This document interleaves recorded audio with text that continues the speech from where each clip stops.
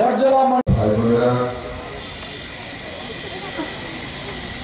মঞ্চে উপস্থিত ভারতীয় জনতা পার্টি প্রদেশ কমিটির যশস্বী অধ্যক্ষ আদরণীয় রাজীব ভট্টাচার্য মহোদয়, মঞ্চে উপস্থিত অন্যান্য নেতৃত্ববৃন্দ, সুধীবৃন্দ, মিডিয়ার বন্ধুরা,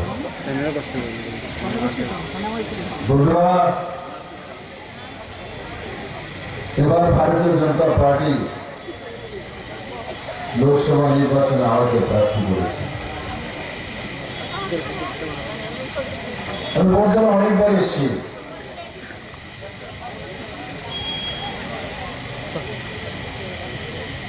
আমাকে প্রার্থী করার পর কমিউনিস্ট এবং কংগ্রেসের মিলিত প্রার্থী ঘোষণা করেছে কংগ্রেস থেকে।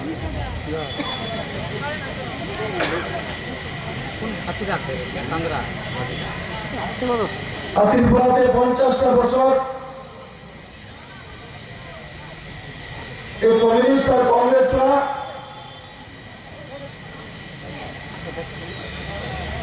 এই তাদের নেতৃত্ব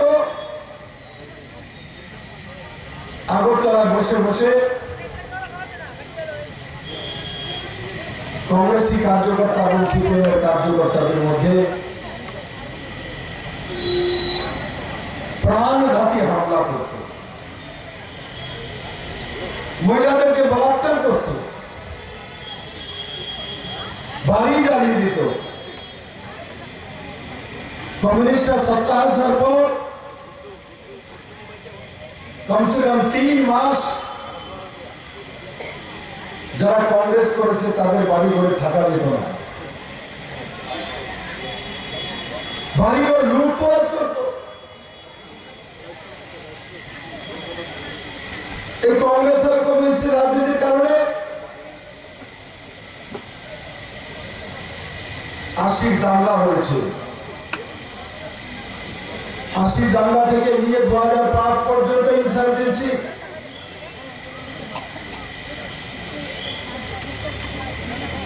মানুষ অপহরণ,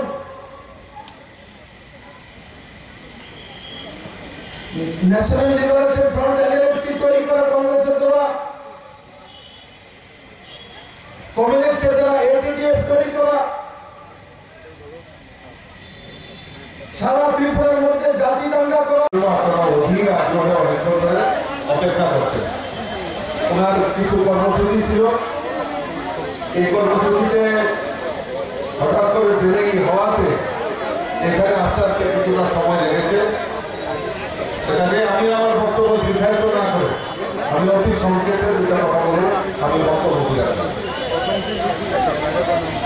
আজ আমরা সবাই জানি যে আগামী 19শে এপ্রিল আমাদের এই পশ্চিম ত্রিপুরা আসনে আমাদের লোকসভা নির্বাচন সংগঠিত হবে।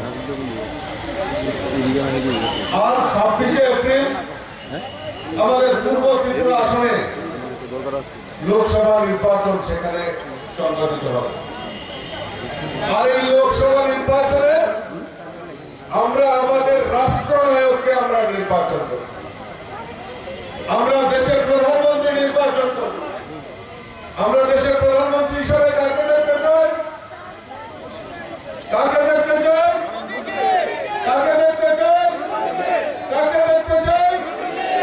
আমরা দেশের প্রধানমন্ত্রী হিসেবে নরেন্দ্র মোদীজিকে দেখতে চাই। আজকে এই বর্তমান জনসভা আর কিছুক্ষণ আগে বাবুটিয়াতে জনসভা,